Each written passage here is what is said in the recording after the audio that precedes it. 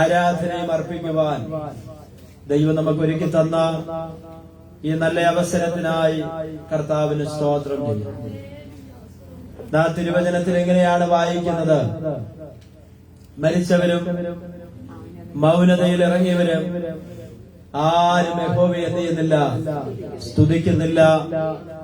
എന്നാൽ നാമോ ഇന്നു മുതൽ എന്നേക്കും യഹോവയെ എന്ത് ചെയ്യും, സ്തുതിക്കുവാനിടയായിത്തീരും. വളരെ പ്രാർത്ഥനയോടും ദൈവാശ്രയത്തോടും കൂടെ അല്പനിമിഷങ്ങൾ ദൈവസന്നദ്ധയിൽ നമുക്കായിരിക്കാം. സർവകൃപാലുവാകുന്ന ദൈവം നമ്മെ എല്ലാവരെയും അനുഗ്രഹിക്കുവാനും ബലപ്പെടുത്തുവാനും ഇടയായി തീരട്ടെ എന്ന് ആത്മാർത്ഥമായ ദൈവസന്നിധാനത്തിൽ പ്രാർത്ഥിക്കുകയാണ്. പ്രത്യേക ചില നാളുകളായി നാം പ്രാർത്ഥിക്കുന്ന ഒരു വിഷയമാണല്ലോ ഭവനമില്ലാത്തവർക്ക് ഭവനം ലഭിക്കുക.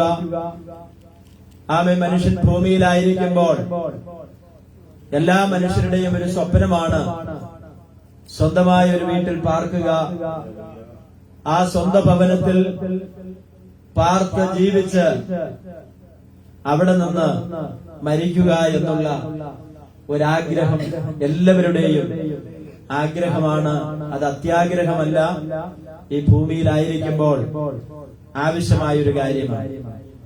ആയതിനാൽ നമ്മുടെ ചില വിശ്വാസികൾ, ദൈവമക്കൾ ആ കാര്യങ്ങളിൽ ഏർപ്പെട്ടിരിക്കുകയാണ്. ആമേ. കഴിഞ്ഞ ദിവസം ബുധനാഴ്ച രാവിലെ മേരിയമ്മാമയുടെ വീടിന്റെ പണി കട്ടില പ്രാർത്ഥിച്ച് പ്രതിഷ്ഠിച്ച് അതിന്റെ പണി ആരംഭിച്ചിരിക്കുകയാണ്. ദൈവമക്കൾ അതിന്റെ പണിയുടെ പൂർത്തീകരണം വരെ നടക്കേണ്ടതിനായി ആത്മാർത്ഥമായി പ്രാർത്ഥിക്കണം എന്ന് ദൈവസന്നദ്ധയിൽ അറിയിക്കുകയാണ്. ഈ കഴിഞ്ഞ 2 ആഴ്ചകളിലായിട്ട് മരണവാർത്ത നമ്മുടെ ഹൃദയത്തിലും മനസ്സിലുമൊക്കെ ഇങ്ങനെ നിറഞ്ഞു നിൽക്കുന്ന ദിവസങ്ങളാണ്.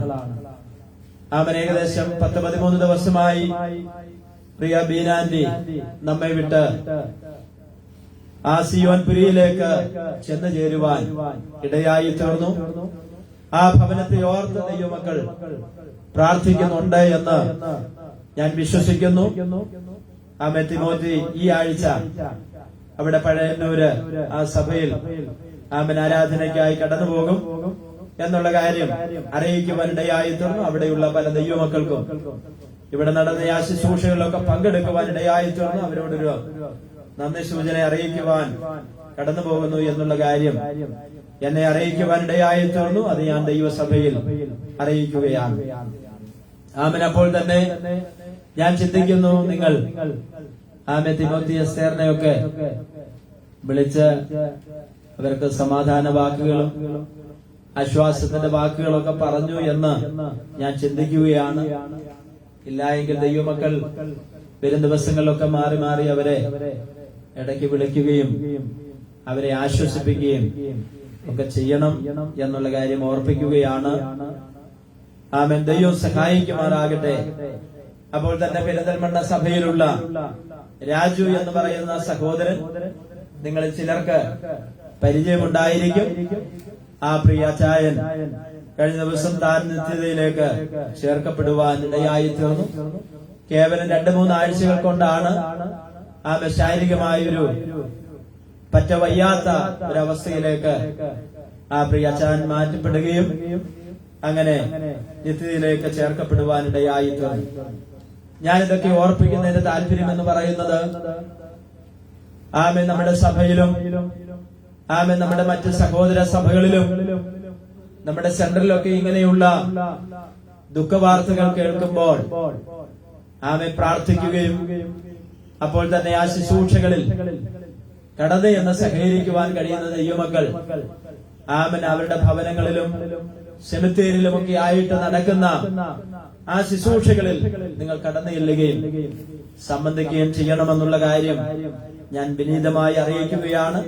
പല പ്രിയപ്പെട്ടവരും സെമിത്തേരിയിലുള്ള ശുശ്രൂഷയ്ക്കായി ഇവിടെയുള്ള ദൈവമക്കൾക്ക് കടന്നു വരുവാൻ ഇടയായി തീർന്നു.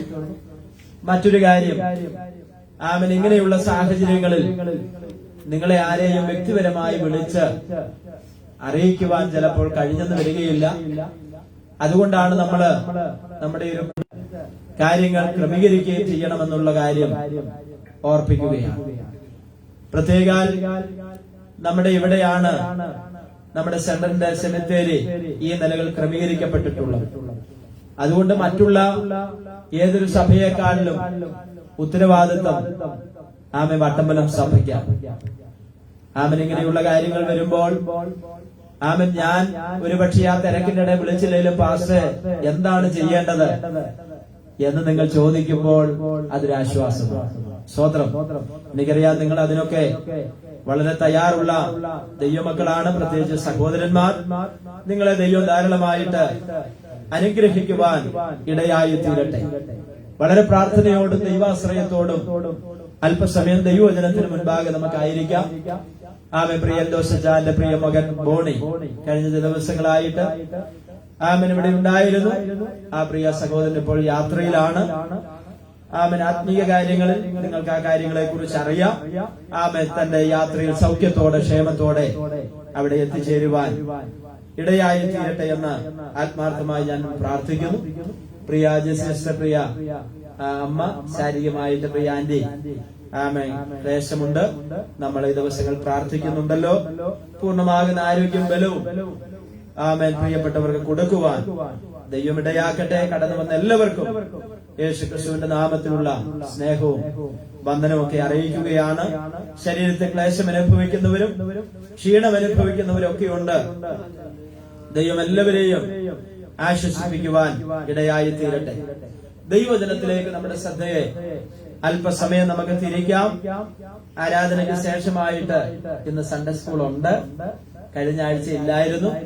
അത് നമ്മുടെ കുഞ്ഞുങ്ങൾക്ക് വലിയൊരു സന്തോഷം തരുന്ന കാര്യമായിരുന്നു. എന്നാൽ ഇന്ന് സൺഡേ സ്കൂൾ ഉണ്ട് എന്നുള്ള കാര്യം മുൻകൂട്ടി ഓർപ്പിക്കുകയാണ്.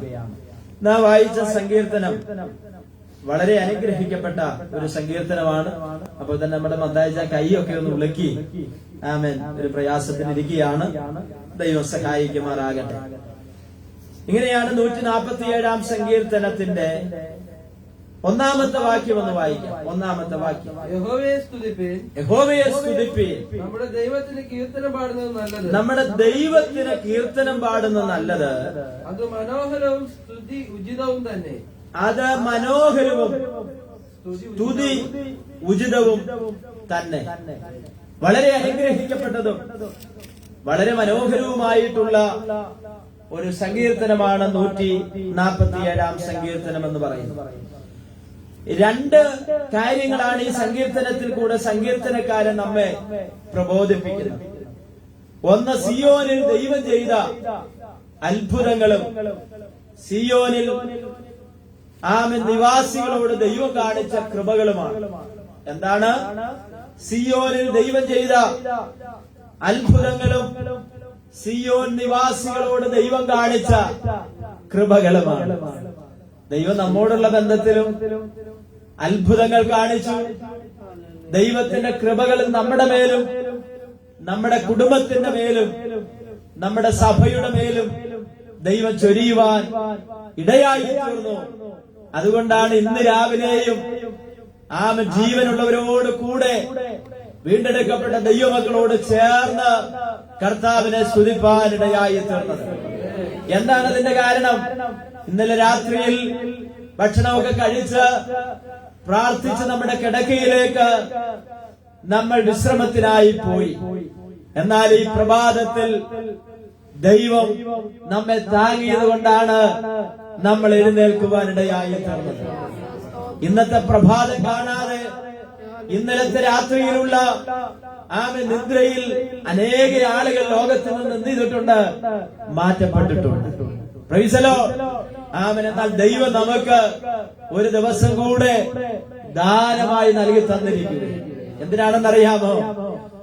വീണ്ടെടുക്കപ്പെട്ട ദൈവമക്കളാകുന്ന നമ്മോടുള്ള ബന്ധത്തിൽ ആ ദൈവത്തിന് നന്ദി അർപ്പിക്കുവാൻ വേണ്ടി. സ്തോത്രം.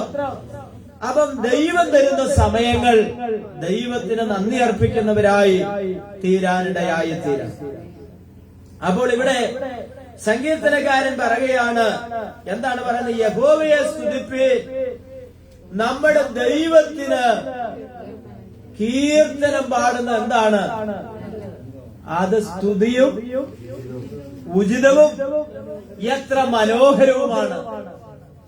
അപ്പം സങ്കീർത്തനം എന്ന് പറയുന്നത് എന്താണ്? ശരിക്കും ഒരു പാട്ടാണ്. സ്തോത്രം. നമ്മളത് വായിക്കുന്നു എന്നുള്ളതേ ഉള്ളൂ, പക്ഷേ അതൊരു കീർത്തനമാണ്. അത് പാട്ടുകളാണ്. 150 പാട്ടുകളാണ് പല ദൈവദാസന്മാരെന്ന് ചെയ്തിരിക്കുന്നത്, ചേർത്തിരിക്കുന്നത്. അപ്പൊ പറയുകയാണ്, നമ്മുടെ ദൈവത്തിന് കീർത്തനം പാടുന്നത് എന്താണ്? അനേക ലോകത്തിന് വേണ്ടി പാടിയ ഒത്തിരി പാട്ടുകാരെ നിങ്ങൾക്കറിയാം. പാടുന്നവരുണ്ട്, പാടിയവരുണ്ട്, പാടിക്കൊണ്ടിരിക്കുന്ന പുതിയ പുതിയ തലമുറകൾ ഇന്ന് രംഗത്ത് വരുന്നുണ്ട്. നമുക്കറിയാം, ഐഡിയ സ്റ്റാർ സിംഗറിലൂടെ അനേക കഴിവുള്ള ലോകത്തിന് വേണ്ടി ലോക പാട്ടുകൾ പാടുന്ന ആളുകളെ TV മാധ്യമങ്ങളിലൂടെ, സോഷ്യൽ മീഡിയകളിലൂടെ കഴിഞ്ഞ നാളുകളിൽ നമ്മൾ കണ്ടിട്ടുണ്ട്. സ്റ്റാർ സിംഗറിൽ ഐഡിയ സ്റ്റാർ സിംഗറിൽ ആദ്യത്തെ വിന്നറായി തീർന്നത് ഒരു പെന്തക്കോസ്ത് വിശ്വാസിയും കൂടിയാണ് എന്ന് പറയുന്നതിൽ അഭിമാനമാണ്. ജോബി എന്ന് പറയുന്ന തിരുവമ്പാടിക്കാരനാകുന്ന ഒരു മലയുടെ മുകളിൽ താമസിക്കുന്ന, ഒരു കൊച്ചുകുടിലിൽ താമസിക്കുന്ന ആ സഹോദരൻ വിവാഹം കഴിച്ചത് ഞങ്ങളുടെ നാട്ടിൽ നിന്നാണ്. അദ്ദേഹത്തിന്റെ അമ്മ ഈ കരിങ്കല്ലൊക്കെ പൊട്ടിച്ചെടുക്കുന്ന കോറി മടകളിൽ പണിയെടുത്ത് വളരെ അധ്വാനിച്ച് ദൈവിക ഭയത്തിലൂടെ വളർത്തിയെടുത്ത ഒരു സഹോദരൻ.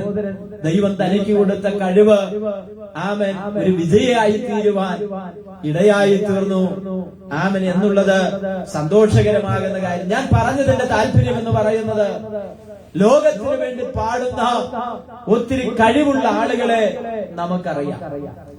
എന്നാൽ ലോകത്തിന് വേണ്ടി പാടി ക്ഷീണിച്ച് ദൈവത്തിന് വേണ്ടി പാടുന്ന അനേകരെയും നിങ്ങൾക്കൊരുപക്ഷെ പരിചയമുണ്ടായിരിക്കും.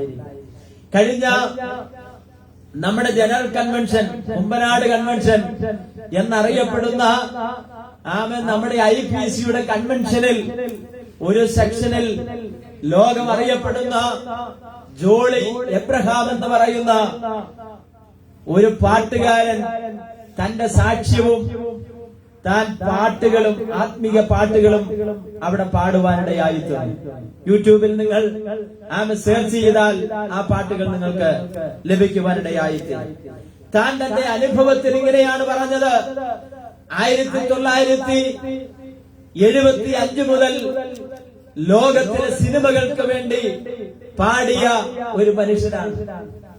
ചട്ടമ്പി സ്വാമി എന്ന് പറയുന്ന സിനിമ, ചട്ടമ്പി കല്യാണി എന്ന് പറയുന്ന സിനിമ എനിക്കറിയത്തില്ല, കണ്ടിട്ടുള്ളവർക്ക് പെട്ടെന്ന് മനസ്സിലാകും. 1975 ചട്ടമ്പി കല്യാണി എന്ന് പറയുന്ന സിനിമ മുതൽ ഒട്ടനവധി സിനിമയ്ക്ക് വേണ്ടി പാടിയ ഒരു വലിയ മനുഷ്യനാണ് ജോളി എബ്രഹാം.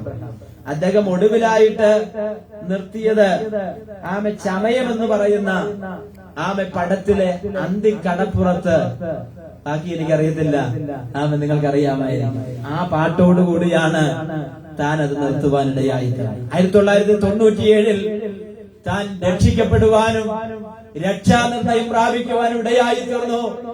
തന്റെ അനുഭവത്തിൽ താൻ പറഞ്ഞത് എങ്ങനെയാണ്, ഒട്ടനവധി സ്റ്റേജുകളിൽ ഒത്തിരി സിനിമകൾക്ക് വേണ്ടി ഒരുപാട് പാട്ടുകൾ ലോകത്തിലുള്ളവരെ സന്തോഷിപ്പിക്കുവാൻ വേണ്ടി താൻ പാടി. പക്ഷെ തന്റെ ഹൃദയത്തിന്റെ അകത്തൊരു ശൂന്യത താൻ അനുഭവിച്ചു.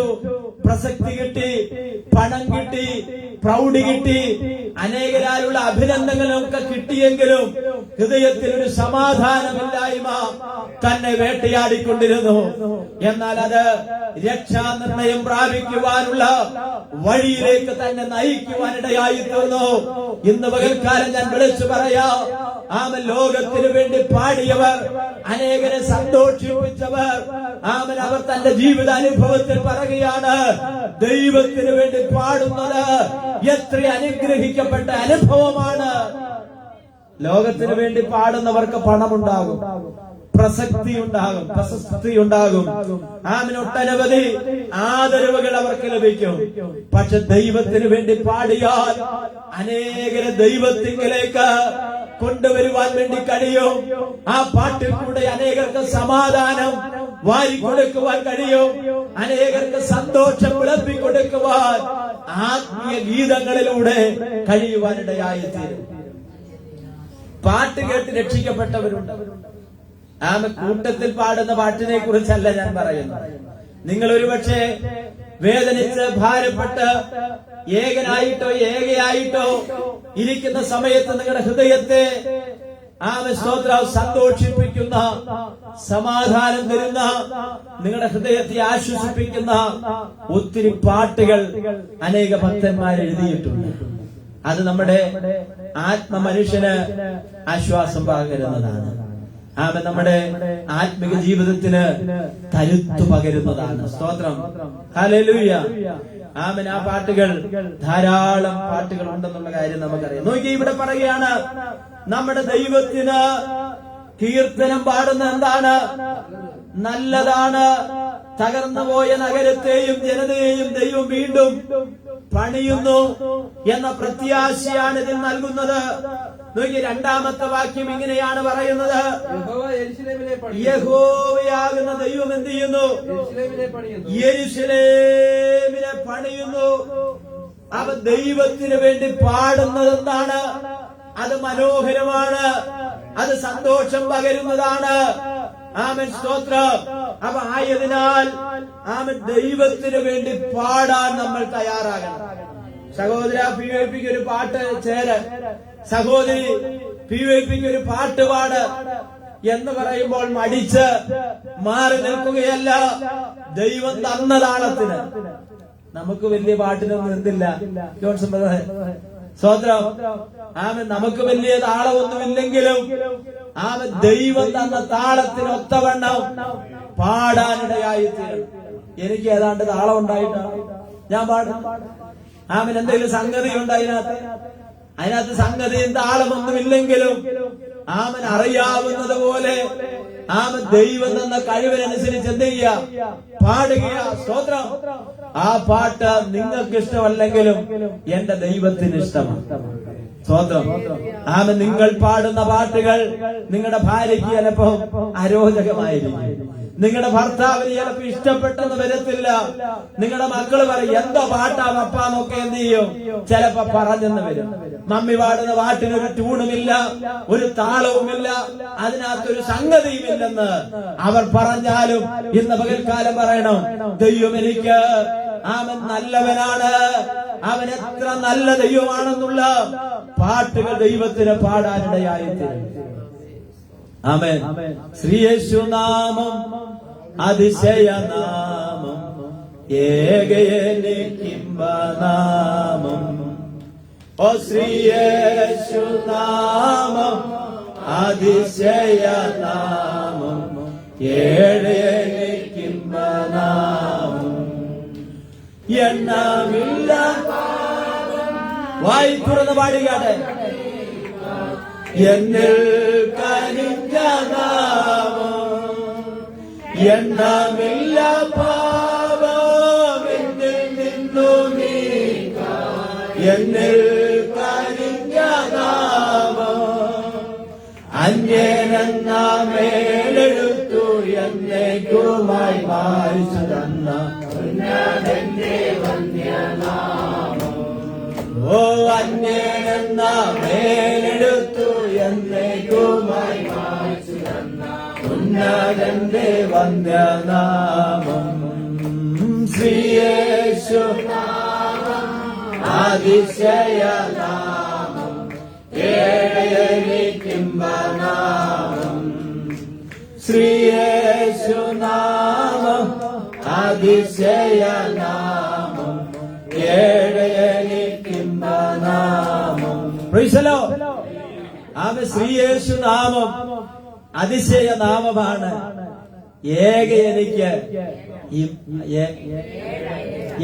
എനിക്ക് ഇമ്പമായ നാമമാണ്. സ്തോത്രം.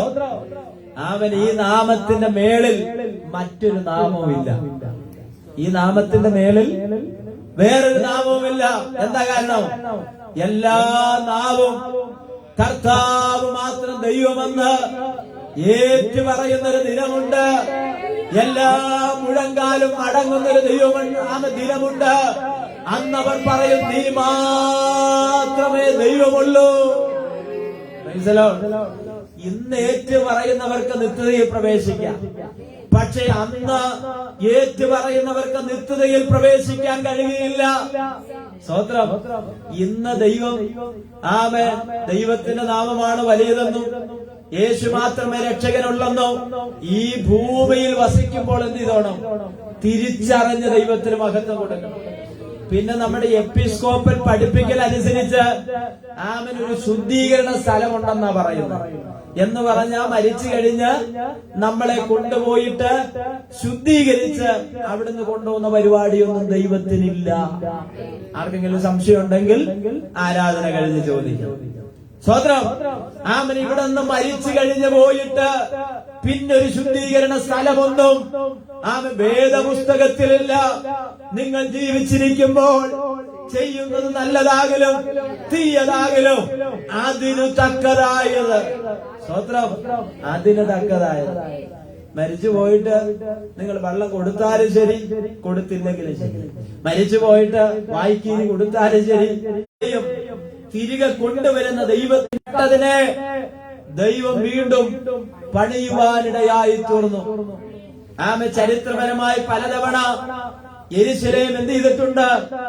ആക്രമിക്കപ്പെട്ടിട്ടുണ്ട്. പ്രധാനമായും രണ്ട് വലിയ തകർച്ചകളാണ് ചരിത്രത്തിൽ പ്രാധാന്യമുള്ളത്.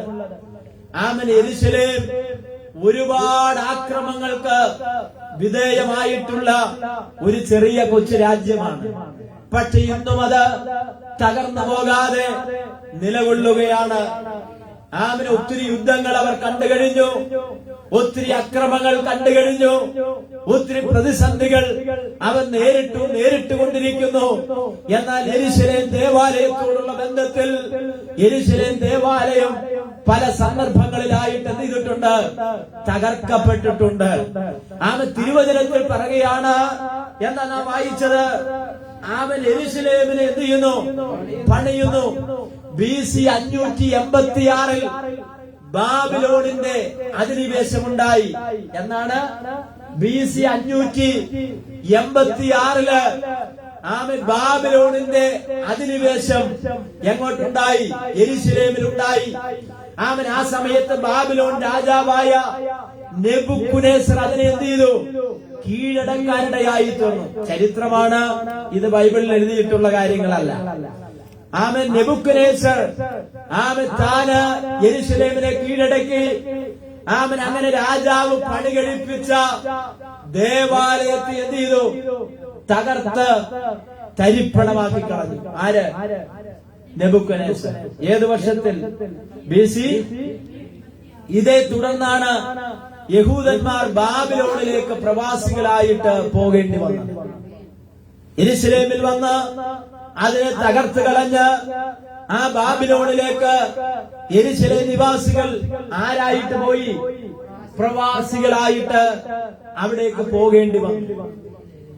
അന്യരാജ്യങ്ങളിൽ നിന്നുള്ള ആളുകൾ മറ്റൊരു രാജ്യത്ത് അഭയം പ്രാപിക്കുമ്പോൾ അതിന് പറയുന്ന പേരാണ് പ്രവാസികൾ. നമ്മുടെ ധാരാളം സ്നേഹിതന്മാർ ഗൾഫ് രാജ്യങ്ങളിൽ, അമേരിക്കൻ ഐക്യനാടുകളിൽ അവർ പാർക്കുന്നുണ്ട്. അവിടുത്തെ പൗരത്വമുണ്ടെങ്കിലും ഇവിടുള്ള ആളുകൾ പറയും അവരാരാണ്? അവിടെ പ്രവാസികളാണ്. ഗൾഫ് രാജ്യങ്ങളിൽ നിന്ന് തിരിച്ചു വന്നാൽ അവർക്ക് വേണ്ട ഒത്തിരി ആനുകൂല്യങ്ങളുള്ള പ്രവാസി സംഘടനകൾ നമ്മുടെ കേരളത്തിൽ ധാരാളമുണ്ട്. അവർക്ക് വേണ്ടിയുള്ള സൊസൈറ്റികളുണ്ട്.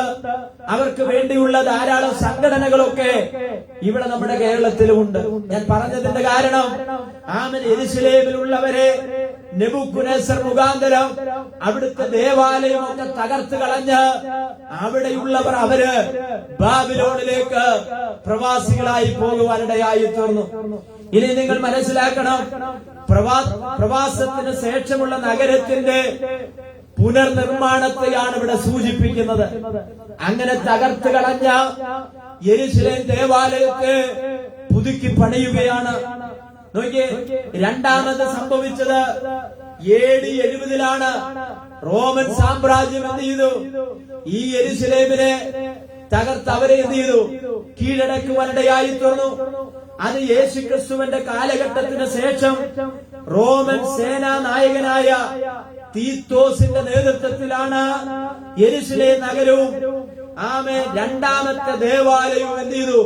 തകർക്കപ്പെട്ടു. നോക്കി, ഒരു കല്ലിന്മേൽ കല്ല് ശേഷിക്കാതെ വണ്ണം ഈ ദേവാലയം നശിപ്പിക്കപ്പെടുമെന്നുള്ള ക്രിസ്തീയ വിശ്വാസ പ്രകാരമുള്ള പ്രവചനം ഇവിടെ നിറവേറുകയാണ്. കർത്താവാകുന്ന യേശു സോളമൻ മുഖാന്തരം പണിയപ്പെട്ട ശലോമോൻ മുഖാന്തരം 46 വർഷങ്ങൾ എടുത്ത് അതിമനോഹരമായി പണിയപ്പെട്ട ആ ദേവാലയത്തെ നോക്കി കർത്താവ് ഇങ്ങനെ വിളിച്ചു പറഞ്ഞു. എന്താ പറഞ്ഞത്? 3 ദിവസം കൊണ്ട് ഇതിനെ നിങ്ങൾ പൊളിപ്പി, ഞാൻ ഇതിനെ പണിയും. അത് യെരൂശലേം ദേവാലയത്തെ കുറിച്ചല്ല, തന്റെ ശരീരമാകുന്ന ദേവാലയത്തെ കുറിച്ച് യേശു പറഞ്ഞു. യെരൂശലേം ദേവാലയത്തെ നോക്കി പറഞ്ഞു, കല്ലിന്മേൽ കല്ല് ശേഷിക്കാതെ വണ്ണം ഇതെന്ത് ചെയ്യും? തകരുവാനിടയായി തീരും. ഇങ്ങനെയാണ് ചരിത്രകാരന്മാർ പറയുന്നത്. ആ യെരൂശലേം ദേവാലയം നശിപ്പിച്ച് ആനകളെ കെട്ടി ഉഴുതുമറിച്ച് കല്ലിന്മേൽ കല്ല് ശേഷിക്കാതെ വണ്ണം ആ യെരൂശലേം ദേവാലയം എന്ത് ചെയ്തു? തകരുവാനിടയായി തീർന്നു. നോക്കിയ ദൈവമക്കളെ, ഈ സമയത്താണ് ലോകത്തിന്റെ വിവിധ ഭാഗങ്ങളിലേക്ക് യഹൂദന്മാർ ചിതറിപ്പോകുവാനിടയായി തീർന്നത്. അവർക്കുണ്ടായിരുന്ന ദേവാലയം, അവർക്കുണ്ടായിരുന്ന സ്വന്തം രാജ്യം, അവരുടെ രാഷ്ട്രം അവർക്ക് നഷ്ടമായി കഴിഞ്ഞപ്പോൾ അവർ പ്രാണരക്ഷാർത്ഥം അനേക രാജ്യങ്ങളിലേക്ക് അവർ ചിതറിപ്പോകുവാനിടയായി തീർന്നു. അങ്ങനെയുള്ള രാജ്യങ്ങളിൽ ചെന്ന് അവരെന്ത് ചെയ്തു? അഭയം പ്രാപിച്ചു. യെരൂശലേം തകർച്ചയ്ക്ക് ശേഷമുണ്ടായ സംഭവങ്ങളെ 2 ഘട്ടങ്ങളായി തിരിക്കാം. യെരൂശലേമിനെ പണിയുന്നു എന്ന ഭാഗം പ്രധാനമായി ആദ്യത്തെ ഘട്ടമായി ബന്ധിക്കപ്പെട്ടിരിക്കുന്നു. ബാബിലോൺ പ്രവാസത്തിന് ശേഷം BC 538 മുതൽ ബാബിലോൺ സാമ്രാജ്യത്തെ പേർഷ്യൻ രാജാവായ കോരേശ് കീഴടക്കിയതോടുകൂടിയാണ് മാറ്റങ്ങൾ സംഭവിക്കുന്നത്. നെബൂഖദ്നേസറും അതുപോലെ തീത്തോസുമൊക്കെ ഇതിനെ കീഴടക്കി ഇതിനെ തകർത്ത് കളഞ്ഞു. എന്നാൽ ദൈവം നഷ്ടപ്പെടുത്തിയില്ല. ദൈവം അതിനെ ആരെ ഏൽപ്പിച്ചു? BC 538 കോരേശ് എന്ന് പറയുന്ന ജാതീയ രാജാവായ ഒരു മനുഷ്യനെ ദൈവം എന്ത് ചെയ്തു? കൊണ്ടുവരുവാൻ തന്റെ കയ്യിൽ ദൈവം ഇത് ഏൽപ്പിച്ചു കൊടുക്കുവാനിടയായി തീർന്നു. അന്ന് മുതലാണ് യെരൂശലേമിന് ദേവാലയത്തിൽ ചില മാറ്റങ്ങൾ ഉണ്ടാകുവാനിടയായി തീർന്നു. നോക്കൂ, തിരിച്ചുപോക്ക് യഹൂദന്മാർക്ക് സ്വന്തം നാട്ടിലേക്ക് മടങ്ങിപ്പോകുവാനുള്ള അനുവാദം കൊടുത്തു. സ്തോത്രം. ഈ കോരേശ് വന്നു കഴിഞ്ഞപ്പോൾ യെരൂശലേമിലുള്ള യഹൂദന്മാർ അവരുടെ രാജ്യങ്ങളിലേക്ക് മടങ്ങിപ്പോകുവാൻ ഈ കോരേശ് എന്ത് ചെയ്തു? അവർക്ക് അനുവാദം കൊടുക്കുവാനിടയായി തീർന്നു. രണ്ടാമത്തെ കാര്യം, ദേവാലയ നിർമ്മാണത്തിന് വേണ്ടിയുള്ള ശെരുബാബേലിന്റെ നേതൃത്വത്തിൽ 516 രണ്ടാമത്തെ ദേവാലയം പണിതീർക്കുവാനിടയായി തീർന്നു. ആരെ കൊണ്ടാണ്? BC 516 ശെരുബാബേലിനെ ദൈവം എഴുന്നേൽപ്പിച്ചു. അദ്ദേഹത്തെ കൊണ്ട് ദൈവം എന്ത് ചെയ്തു? ഈ പണി ആരംഭിക്കുവാനിടയായി തീർന്നു. ഇന്ന് പകലിൽ ഞാൻ പറയാം, ആരെല്ലാം തകർക്കാൻ നോക്കിയാലും, ആരെല്ലാം ഇല്ലായ്മ ചെയ്യുവാൻ നോക്കിയാലും ദൈവം അനുവദിക്കാതെ ഒന്നും സംഭവിക്കുകയില്ല എന്ന് ചരിത്രങ്ങൾ നമ്മെ പഠിപ്പിക്കുന്നു. എങ്കിൽ യേശുക്രിസ്തുവിന്റെ രക്തത്താൽ വീണ്ടെടുക്കപ്പെട്ട ദൈവത്തിന് സ്തോത്രം ചെയ്താട്ടെ. ഹല്ലേലൂയ. നമ്മളെ കുറിച്ച് ദൈവം ആഗ്രഹിക്കുന്നത് നിവർത്തിച്ചു കഴിഞ്ഞാൽ നമ്മൾ പോകാൻ ഒരുക്കമുള്ളവരാകണം. സ്തോത്രം. നമ്മളെ കുറിച്ചുള്ളത് ദൈവം ചെയ്തു കഴിഞ്ഞാൽ നമ്മൾ പോകാൻ ഒരുക്കമുള്ളവരാകുക. അതിവേഗം യെരൂശലേമിന്റെ മതിലുകൾ നിവർത്തിക്കുവാനിടയായി തീർന്നു. ഈ കാര്യമാണ് 147 സങ്കീർത്തനത്തിൽ നാം വായിച്ചത്. 2-ാമത്തെ വാക്യം, യെരൂശലേമിനെ യഹോവ എന്ത് ചെയ്യുന്നു? പണിയുന്നു. 3-ാമത്തെ വാക്യം, മനം തകർന്നവരെ അവൻ എന്ത് ചെയ്യുന്നു? യെരൂശലേമിനെ പണിയുക മാത്രമല്ല, മനസ്സ് തകർന്നവരെ അവൻ എന്ത് ചെയ്യുന്നു? സൗഖ്യമാക്കുന്ന ദൈവം. കരങ്ങൾ ഉയർത്തി ഒരു സ്തോത്രം പറഞ്ഞാട്ടെ. പ്രപഞ്ചത്തിലെ കോടിക്കണക്കിന് നക്ഷത്രങ്ങളെ പേര് ചൊല്ലി വിളിക്കുന്ന ദൈവം ഈ ചെറിയ കാര്യത്തിലും ഇറങ്ങി വരും. ഈ വാക്യത്തിന്റെ താഴത്തെ വാക്യം കൂടി ഒന്ന് വായിച്ചാട്ടെ, ചേർത്ത് വായിച്ചു. മുറിവുകളെ കെട്ടുകയും ചെയ്യുന്നു. നക്ഷത്രങ്ങളുടെ എണ്ണം നോക്കുന്നു. അവൻ നക്ഷത്രങ്ങളുടെ എണ്ണം നോക്കുന്നു. നക്ഷത്രങ്ങളുടെ എണ്ണം നോക്കുന്നു. അവർക്കൊക്കെയും എന്ത് ചെയ്യുന്നു? പേര് വിളിക്കുന്നു. ആ വലിയവനാകുന്ന ദൈവം മനസ്സ് തകർന്നവരെ എന്ത് ചെയ്യുന്നു? സൗഖ്യമാക്കി.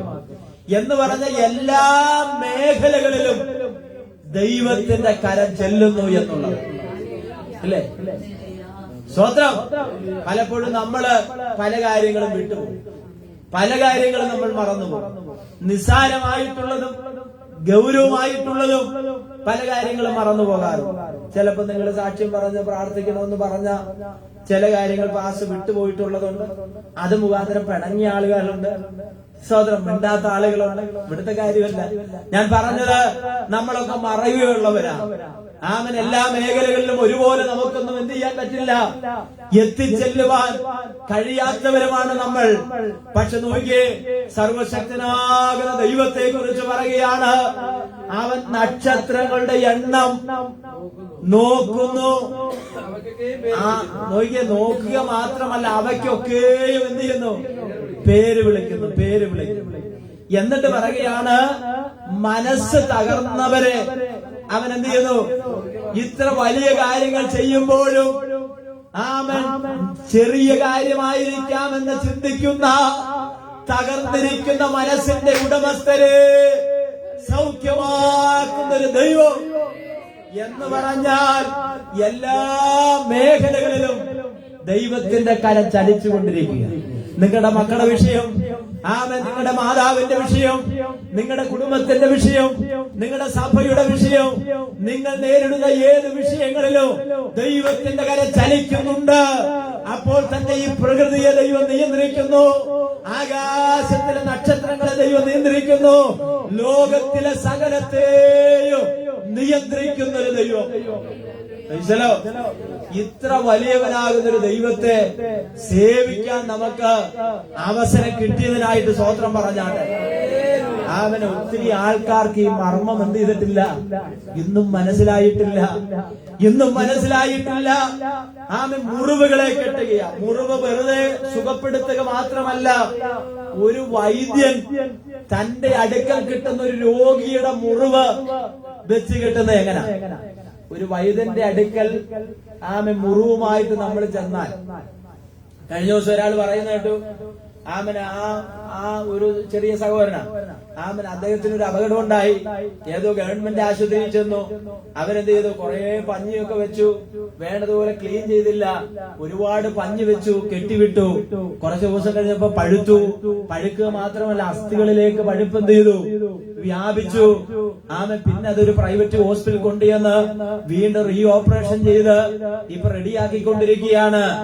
ഞാൻ പറഞ്ഞതിന്റെ കാരണം, ഒരു വൈദ്യന്റെ അടുക്കൽ ഒരു മുറിവുമായിട്ട് ഒരാൾ ചെന്ന് കഴിഞ്ഞാൽ അവനതിനെ എന്ത് ചെയ്യുകയാണ്?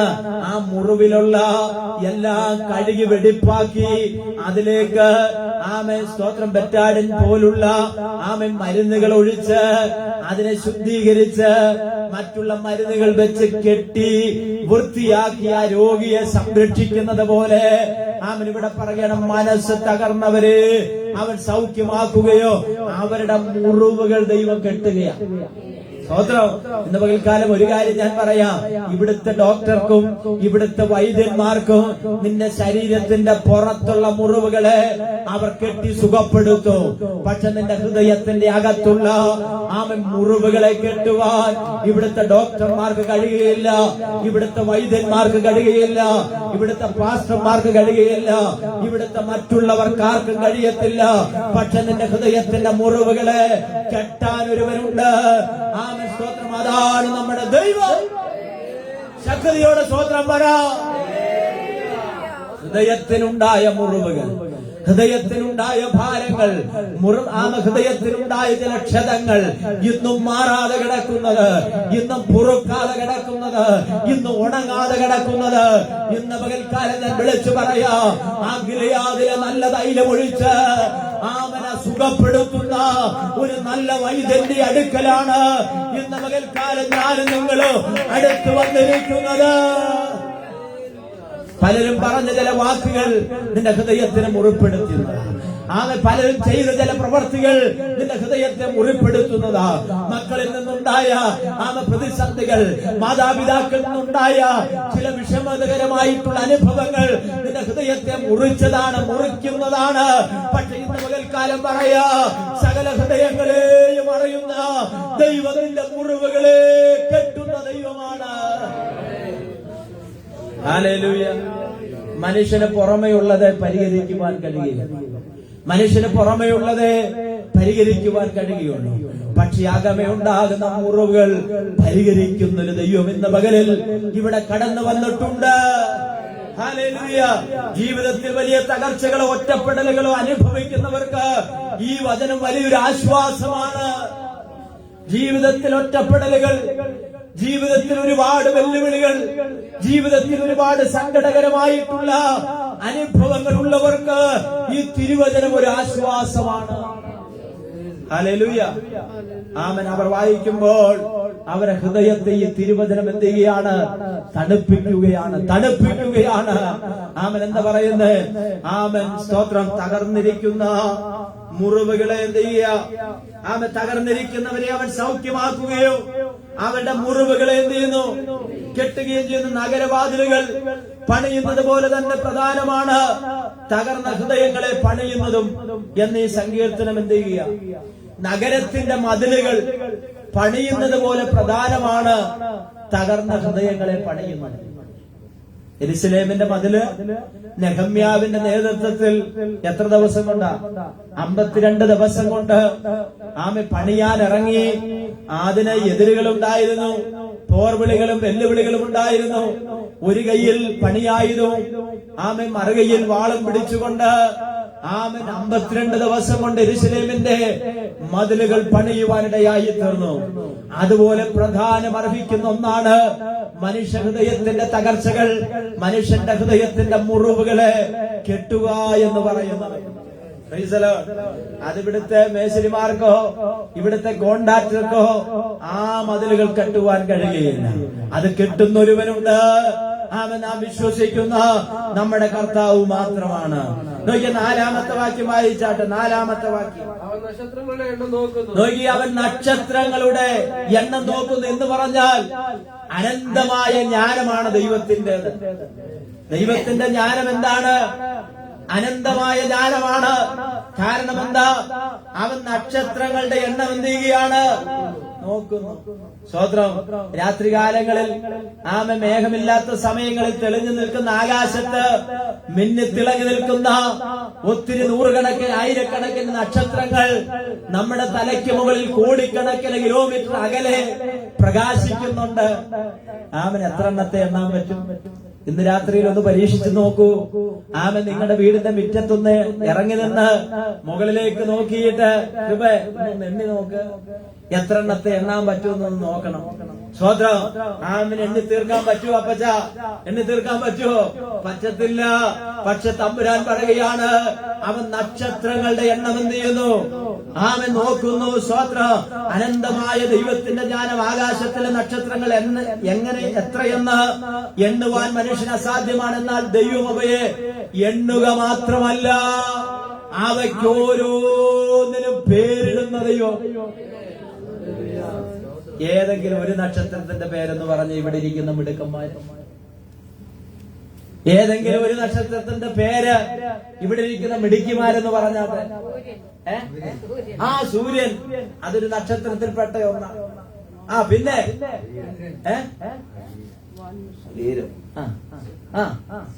പറഞ്ഞാട്ടെ. ശുക്രൻ. പിന്നെ കുറച്ചൊക്കെ നക്ഷത്രത്തിന്റെ പേര് നമുക്ക് സ്തോത്രം. അപ്പൊ അനന്തമായ ദൈവത്തിന്റെ ജ്ഞാനം, ദൈവത്തിന്റെ ശക്തിയും കരുതലും, പ്രപഞ്ചത്തിലെ കൂറ്റൻ നക്ഷത്രങ്ങളെ നിയന്ത്രിക്കുന്ന അതേ ദൈവം തന്നെ നമ്മുടെ ഉള്ളിലെ ചെറിയ വേദനകളെയും എന്ത് ചെയ്യുന്നു, അറിയുന്നു എന്നതാണ് ഇതിനകത്തെ പ്രധാനം. ആകാശമണ്ഡലങ്ങളിൽ മിന്നിത്തിളങ്ങുന്ന നക്ഷത്രം എന്ന് പറയുന്നത് ചെറുതൊന്നുമല്ല, ഭൂമിയേക്കാൾ ആമേൻ ലക്ഷക്കണക്കിന് വലിപ്പമുണ്ടെന്നാ പറയുന്നു ഓരോ നക്ഷത്രത്തിന്. ഭൂമി എവിടം വരെ കണ്ടിട്ടുണ്ട്? കുമരമ്പത്തൂര് പഞ്ചായത്ത് മുഴുവനും കണ്ടുവരുന്ന കൈവക്കിക്കാത്ത, പാലക്കാട് ജില്ല മുഴുവനും കണ്ടുവരുന്ന കൈവക്കിക്കാത്ത, മണ്ണാർക്കാട് താലൂക്ക് സ്വോത്രം, പാലക്കാട് ജില്ല പോലും എല്ലാം കണ്ടു കഴിഞ്ഞിട്ട് പിന്നെ ഇപ്പൊ നമ്മളോട് പറഞ്ഞിട്ടുണ്ട് കേരളം മൊത്തം. ഭാരതത്തിലുള്ള 28 29 സംസ്ഥാനങ്ങളുണ്ട്. അതിന് എത്രയിടത്ത് നമ്മൾ പോയിട്ടുണ്ട്. നമ്മൾ എവിടെ എത്തിയിട്ടില്ല. പക്ഷെ നോക്കിയേ, ഭൂമിയേക്കാൾ ലക്ഷക്കണക്കിന് വലിപ്പമുള്ള നക്ഷത്രമാണ് ആകാശത്ത് നിൽക്കുന്നത്. സ്തോത്രം. ഒരു കല്ല് നമ്മുടെ മേളിലോട്ട് എറിഞ്ഞാൽ അത് താഴോട്ട് എന്ത് ചെയ്യുന്നു? താഴോട്ട് വീഴുന്നു. അതാരാ കണ്ടുപിടിച്ച്? ഗുരുത്വാകർഷണ ബലമുള്ളത് കൊണ്ടാണ്.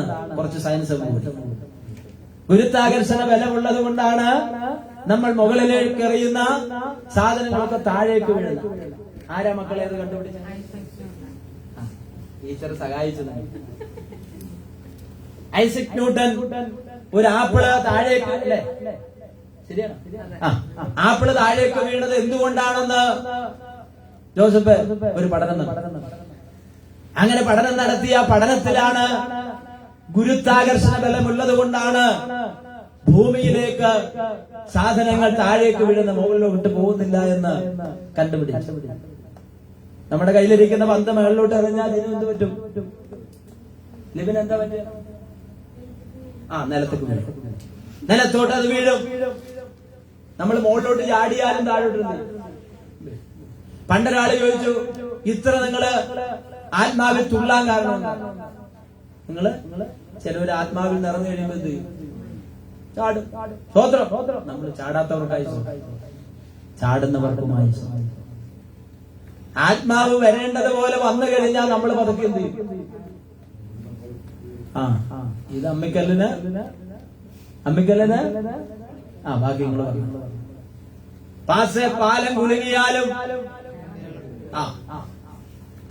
ഇരിപ്പിരുന്നാൽ ഒന്നും നടക്കത്തില്ല. കേട്ടിട്ട് പോ. പക്ഷെ എന്തെങ്കിലുമൊക്കെ നടക്കണമെങ്കിൽ ആത്മാവിൽ നിറഞ്ഞ് ദൈവത്തിന് മഹത്വം കൊടുക്കണം.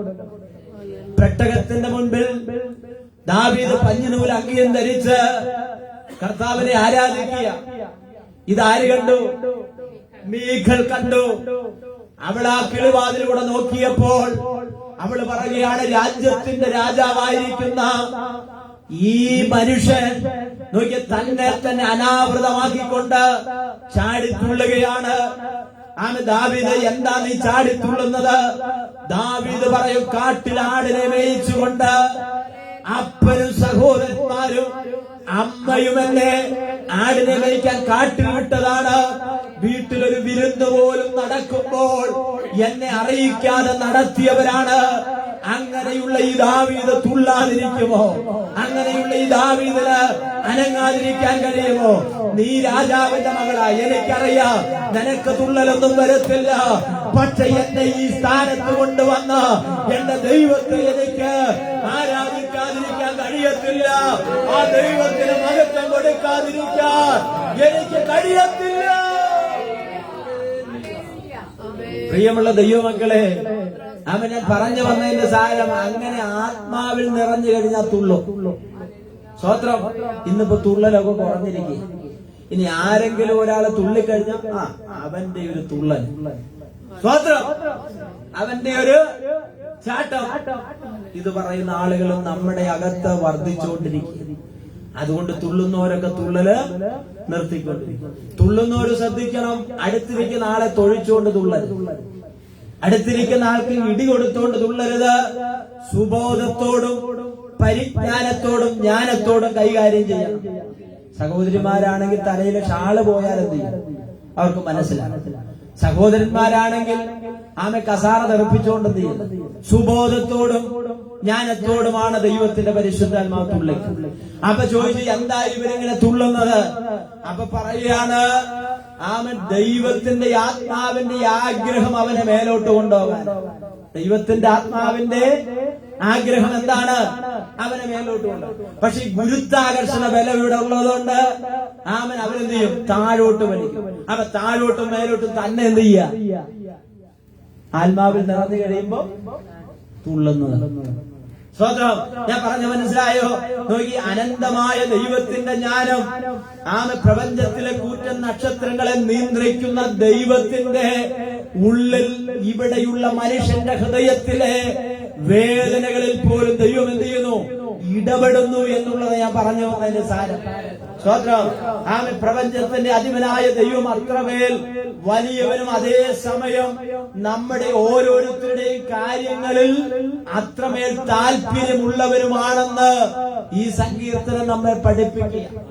നക്ഷത്രങ്ങളുടെ എണ്ണം നോക്കുന്നുണ്ട്, അവയ്ക്കൊക്കെയും പേര് വിളിക്കുന്നുണ്ടെങ്കിലും ആമൻ നമ്മുടെ കാര്യങ്ങളിൽ ദൈവം ശ്രദ്ധാലുവാണ്. എനിക്ക് അത്ര കാര്യം മനസ്സിലാകുന്നുണ്ട്. ആമൻ ദൈവം ഈ ഭയങ്കരമായിട്ടുള്ള കാര്യങ്ങളെയെല്ലാം നിയന്ത്രിക്കുന്നുണ്ടെങ്കിലും അപ്പോൾ തന്നെ തന്റെ മക്കളുടെ കാര്യങ്ങളിൽ ദൈവം ആരാണ്? ശ്രദ്ധാലുവാണ്. നമ്മുടെ പരാതി എന്താണ്? ദൈവം എന്റെ കാര്യങ്ങളൊന്നും അറിയുന്നില്ലേ? ദൈവം അറിയുന്നില്ലേ? ഇതിന്റെ വലിപ്പത്തെ കുറിച്ച് ചിന്തിക്കുമ്പോൾ അത്ഭുതം തോന്നും. നക്ഷത്രം, നക്ഷത്രത്തെ കുറിച്ച് ഒന്ന് രണ്ട് കാര്യങ്ങൾ ഞാനൊന്ന് പറഞ്ഞു. സ്തോത്രം. സൂര്യനുമായിട്ടുള്ള താരതമ്യം നമ്മുടെ ഭൂമിയേക്കാൾ 13 ലക്ഷം മടങ്ങ് വലിപ്പമുണ്ടെന്തിന്? സൂര്യന്. ഭൂമിയേക്കാൾ 13 ലക്ഷം വലിപ്പം ഉണ്ട് ഏതിന്? സൂര്യന്. സൂര്യനും ഒരു നക്ഷത്രങ്ങളിൽപ്പെട്ട ഒന്നാണ്. സൂര്യൻ നക്ഷത്രങ്ങളിൽപ്പെട്ട ഒന്നാണ്. പക്ഷെ ഭൂമിയേക്കാൾ 13 ലക്ഷം മടങ്ങ് വലിപ്പം ആർക്കുണ്ട്? സൂര്യനുണ്ട്. ഈ സൂര്യൻ എവിടെ നിൽക്കുന്നത്? ആകാശത്ത്. ഇനി തീർന്നില്ല. എന്നാൽ രാത്രിയിൽ നമ്മൾ കാണുന്ന പല നക്ഷത്രങ്ങളും സൂര്യനേക്കാൾ എത്രയോ മടങ്ങ് വലിപ്പമുള്ളതാണ്. ശ്രദ്ധിക്കണം, ഭൂമിയേക്കാൾ 13 ലക്ഷം മടങ്ങ് വലിപ്പമുള്ളതാണ് സൂര്യൻ. ആ സൂര്യനേക്കാൾ വലിപ്പമുള്ളതാണ് ഏത്? നക്ഷത്രങ്ങൾ. ഇതെല്ലാം എവിടാ ദൈവം ക്രമീകരിച്ചു വെച്ചിരിക്കുന്നത്? ആകാശം. അതിനൊരു പാത ദൈവം എന്ത് ചെയ്തിട്ടുണ്ട്? ഒരുക്കിയിട്ടുണ്ട്. അതിന്റെ പേരാണെന്ത്? ഓരോത്തിനും സഞ്ചരിക്കുവാനുള്ള ഭ്രമണപഥങ്ങൾ ദൈവം എന്ത് ചെയ്തിട്ടുണ്ട്? അവിടെ ക്രമീകരിച്ചു വെച്ചിട്ടുണ്ട്. ഒന്നൊന്നിനോട് കൂട്ടിമുട്ടിയാൽ എന്ന് പറഞ്ഞ ഒരു നക്ഷത്രം ഈ ഭൂമിയിൽ വീഴാനുള്ള സ്ഥലം ഈ ഭൂമിക്കില്ല. അപ്പോൾ ആകാശത്തുള്ള നക്ഷത്രങ്ങളിൽ ഒന്ന് വീണാൽ എന്ത് ചെയ്യും? ഒന്ന് വീഴാനുള്ള ഇല്ല. 5.5 അടിയോ 6 അടിയോ വലിപ്പമുള്ള ഈ മനുഷ്യനായി അഹങ്കാരം കാണിക്കും. സ്വതന്ത്രം. അവൻ പുറത്തോട്ട് വിട്ട ശ്വാസം മേളിലോട്ട് എടുക്കാൻ കിട്ടിയില്ലെങ്കിൽ തീർന്നു നമ്മുടെ മസിൽ പിടുത്തം. നമ്മുടെ ഈ കഴിവ് അവിടെ കൊണ്ട് അസ്തമിക്കും. ആമൻ. അത് തിരിച്ചറിയുന്ന മനുഷ്യൻ ദൈവത്തിന്റെ കരത്തിന്റെ കീഴിൽ അവൻ സമർപ്പിച്ചു കൊടുക്കുവാനിടയായി തീരും. ആമൻ. നോക്കി, എന്നാൽ ആമൻ ഏറ്റവും വലിയ നക്ഷത്രങ്ങൾ ഒന്നിന്റെ പേര് ഞാൻ പറയാം, 3 എണ്ണത്തിന്റെ പേര് ഞാൻ പറയാം. സീരിയസ്. രാത്രിയിൽ ആകാശത്തെ ഏറ്റവും തെളിച്ചമുള്ള ഈ നക്ഷത്രത്തിന് സൂര്യന്റെ ഇരട്ടി വലിപ്പമുണ്ട്. സീരിയസ് എന്ന് പറയുന്ന നക്ഷത്രത്തിന് സൂര്യന്റെ ഇരട്ടി വലിപ്പമുണ്ട്. അത് ഏറ്റവും തെളിച്ചമുള്ള നക്ഷത്രമാണ്. ഇനി 2 ബെറ്റൽജൂസ്. ഇതൊരു റെഡ് ഭീമൻ നക്ഷത്രമാണ്. ഇതിന്റെ നിറം എന്താണ്? ചുമന്ന നിറം. ഇതും വലിയ ഭീമനായിട്ടുള്ള ഒരു നക്ഷത്രമാണ്. സൂര്യന്റെ സ്ഥാനത്ത് ഇതിനെ വെച്ചാൽ ചൊവ്വയുടെ ഭ്രമണപഥം വരെ എത്തും. ആമൻ. ഇതിനൊരു ക്രമീകരണം ദൈവം എന്ത് ചെയ്തിട്ടുണ്ട്? ആകാശത്ത് വെച്ചിട്ടുണ്ട്. അപ്പോൾ ഈ പറയുന്ന ബെറ്റൽജൂസ് എന്ന് പറയുന്ന ഈ നക്ഷത്രത്തെ ഭ്രമണപഥത്തിൽ വെച്ചാൽ അതിന്റെ വലുപ്പം എവിടം വരെ എത്തുമെന്ന് സ്തോത്രം, അവിടം വരെ എത്താൻ വലിപ്പമുള്ളതാണ് ഈ നക്ഷത്രം. ഇനി അടുത്തത് UY സ്കൂട്ടി. നിലവിൽ കണ്ടെത്തിയിട്ടുള്ളതിൽ വെച്ച് ഏറ്റവും വലിയ നക്ഷത്രങ്ങളിൽ വലിയതാണ് UY എന്ന് പറയുന്ന ഈ നക്ഷത്രം. അപ്പൊ 3 എണ്ണമാണ് നമ്മൾ പഠിച്ചത്. ഇതൊന്നും ഓർത്തിരിക്കേണ്ട കാര്യമൊന്നുമില്ല, എന്നാലും പറഞ്ഞു വന്ന കൂട്ടത്തിൽ എന്ത് ചെയ്യാം? ദൈവം നക്ഷത്രങ്ങളുടെ എണ്ണം എന്ത് ചെയ്യുന്നു? നോക്കുന്നു. ഇത് 3 തന്നെ പഠിച്ചിരിക്കാൻ അല്പം എന്താണ്? ബുദ്ധിമുട്ടാണ്. നക്ഷത്രങ്ങളുടെ എണ്ണം, നക്ഷത്രങ്ങളുടെ വലിപ്പം പോലെ തന്നെ അത്ഭുതകരമാണ് അവയുടെ എണ്ണം. നക്ഷത്രങ്ങളുടെ വലിപ്പം പോലെ തന്നെയാണ് ഈ ആകാശത്തുള്ള നക്ഷത്രങ്ങളുടെ എണ്ണവും. ഏകദേശം ആകാശഗംഗയിൽ മിൽക്കി വേയിൽ മാത്രം 10,000 കോടി മുതൽ 40,000 കോടി വരെ നക്ഷത്രങ്ങൾ ഉണ്ടെന്ന് ശാസ്ത്രം പറയുന്നു. ആകാശത്ത് എത്ര ഉണ്ട്? 10,000 കോടി മുതൽ 40,000 കോടി വരെ നക്ഷത്രങ്ങൾ എവിടെ ഉണ്ടെന്ന് നമുക്ക് അങ്ങോട്ട് പോകണം. ഇനി പോയി കഴിഞ്ഞാൽ ഇതിനേക്കാൾ വലുതായിരിക്കും. ഇങ്ങനെ ഇതിനെയെല്ലാം ബാലൻസ് ചെയ്യുന്ന ദൈവം നിന്റെ ഹൃദയത്തിലെ മുറിവുകളെ കെട്ടുന്ന ദൈവമാണ്. ഇതിനെയെല്ലാം നിയന്ത്രിക്കുന്ന ദൈവം നിന്റെ ചെറിയ കാര്യങ്ങളിൽ പോലും ആ ദൈവം ഇടപെടുന്ന ദൈവമാണെന്ന്. ഇനി നിരാശപ്പെടുവോ? ഇനി പരാതി ഉണ്ടോ? നമ്മുടെ വിഷയം എന്താണ്? പരാതി, തീരാത്ത പരാതി. പണ്ട് ഞാൻ ഭീമനാട് താമസിക്കുമ്പോ പുതിയതായിട്ട് പലരും വരും. ആ കൂട്ടത്തിൽ വേറെ കുടുംബവും വരും. അപ്പൊ ആ സഹോദരി എഴുന്നേറ്റ് എന്നും പറയും ഞങ്ങൾക്ക് പ്രയാസമാണ്, ഞങ്ങൾക്ക് അതാണ് ഇതാണെന്ന്. അപ്പൊ ഒരു പിന്നെ അവിടുത്തെ സ്കൂളിൽ ഒരു HM ഹെഡ് മിസ്സസ് നിങ്ങൾ പറഞ്ഞാൽ പുള്ളിക്കാരി സമാധാനമില്ലാതെ ഈ പ്രാർത്ഥനയ്ക്ക് പഴയ നായർ കുടുംബത്തിലൊരു ടീച്ചറാണ്, ഹെഡ് മിസ്സസ്, റിട്ടയർഡ്. ഇവര് സമാധാനത്തിന് വേണ്ടി ഈ ആലയത്തിൽ എന്ത് ചെയ്യുന്നത്? പ്രാർത്ഥനയ്ക്ക് ആരും കാണാതെ വരുന്നു. അവരുടെ വീട്ടിലെ ഞങ്ങൾ താമസിക്കുന്നു. അപ്പൊ എന്നും എഴുന്നേറ്റ് ഈ പഴയ സഹോദരി എന്ത് ചെയ്യാം? ഞങ്ങൾക്ക് വേണ്ടി പ്രാർത്ഥിക്കുന്ന പറയുന്ന തെറ്റല്ല കേട്ടോ. എന്നും ദുഃഖവും കഷ്ടവും ഭാരവും മാത്രം എഴുന്നേറ്റ് എന്ന് കരഞ്ഞു വിളിച്ചോണ്ട് എന്ത് ചെയ്യാം? അപ്പൊ ഒരു ദിവസം ഈ HM ചോദിക്കണം, അപ്പൊ നിങ്ങളുടെ ഒപ്പം ഉള്ളവർക്ക് തന്നെ ഇതാണെങ്കിൽ പിന്നെ ഞങ്ങൾ എന്തിനായി കൊണ്ട് വരുന്നത്? ഞാൻ പറഞ്ഞത് നിങ്ങൾക്ക് മനസ്സിലാവുന്നുണ്ടാവും. ഒരാൾ ആശ്വാസത്തിന് വേണ്ടി നമ്മുടെ ഇടയിൽ വന്നാൽ അവന് തണുപ്പുണ്ടാകണം, അവന് സമാധാനം കിട്ടണം, അവന് സന്തോഷം കിട്ടണം. നീ എഴുന്നേറ്റ് പറയുന്ന സാക്ഷ്യം, നീ എഴുന്നേറ്റ് പറയുന്ന പ്രബോധനം, നീ എഴുന്നേറ്റ് പറയുന്ന കാര്യങ്ങൾ, പ്രാർത്ഥിക്കുന്ന കാര്യങ്ങൾ അടുത്തിരിക്കുന്ന വിങ്ങിപ്പൊട്ടുന്ന വ്യക്തിക്ക് അത് അനുഗ്രഹമായിട്ട് മാറണം. അതുകൊണ്ടാണ് നമ്മുടെ സഭകളിലെ സാക്ഷ്യങ്ങളൊക്കെ ഇന്ന് നിർത്തിയതിന്റെ കാരണം. പെട്ടെന്ന് പറഞ്ഞ് പറയാനും മറ്റേ അടുത്തിരിക്കുന്ന ഇപ്പൊ പിന്നെ അങ്ങനത്തെ പരിപാടിയൊന്നും ഇല്ലാത്തതിനായിട്ട് സ്തോത്രം. പണ്ടൊരച്ചാൻ എപ്പോ എഴുന്നേറ്റാലും പറയും ഞങ്ങളാണ് ഇതിന് വെള്ളം കോരിയത്, ഞങ്ങളതിന് കല്ല് കെട്ടിയത്, ഞങ്ങളാണിതിന് സ്തോത്രം. അപ്പൊ ഒരു ദിവസം പാസ് സഖി ഇട്ടപ്പോ പറഞ്ഞു, ഇന്ന് പുതിയ ഗസ്റ്റ് ഉണ്ട്, അതുകൊണ്ട് ആരും എന്ത് ചെയ്യരുത്, എഴുന്നേറ്റ് ഒന്നും പറയും. അപ്പോഴും അച്ഛൻ എഴുന്നേറ്റ് പറഞ്ഞു ഇന്ന് സമയം കുറവാണ്, എന്നാലും ഞാൻ പറയാം ഇതിനു വേണ്ടി വെള്ളം ചുമന്ന് ഞാനാണ്, ഇതിനു വേണ്ടി സ്ഥലം കൊടുത്തത് ഞാനാണ്. സ്തോത്രം. ഞാൻ പറഞ്ഞ നിങ്ങൾക്ക് മനസ്സിലാവുന്നുണ്ട്. നമ്മൾ ദൈവസന്നിധിയിൽ ചെയ്യുന്നതിനെല്ലാം ദൈവം പ്രതിഫലം ചെയ്യും. സ്തോത്രം. നമ്മൾ ചെയ്യുന്ന ചെറുതായിട്ടും വലുതായിട്ടുമുള്ള എല്ലാ കാര്യത്തിനും പ്രതിഫലം തരുന്ന ഒരു ദൈവമുണ്ട്. ആ ദൈവം നമ്മെ നിശ്ചയമായിട്ട് അനുഗ്രഹിക്കുകയോ വീണ്ടും നമ്മുടെ കരങ്ങളെ ബലപ്പെടുത്തുവാനിടയായിത്തീരും. പിന്നെന്ത് ചെയ്യും? ഒരവസരം കിട്ടി അടുത്തിരിക്കുന്ന ആൾക്കൊന്ന് കൊടുത്തില്ലെങ്കിൽ ഒരു സുഖം കിട്ടും. അതുകൊണ്ട് ഈ പ്രബോധനമൊക്കെ നിർത്തിച്ച്.